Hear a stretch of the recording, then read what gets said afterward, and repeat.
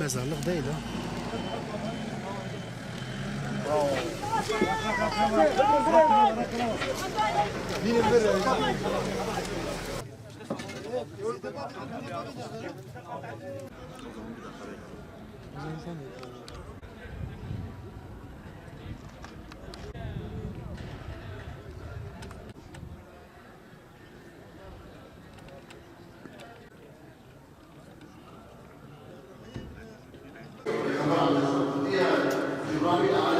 Ne diyebiliriz ki? Bir şey diyemeyiz.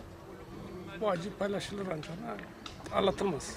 Taziye geleniniz teşekkür ediyoruz. Ne diyebiliriz ki? Allah razı olsun. Acımızı paylaşıyorlar bizimle. Ne var?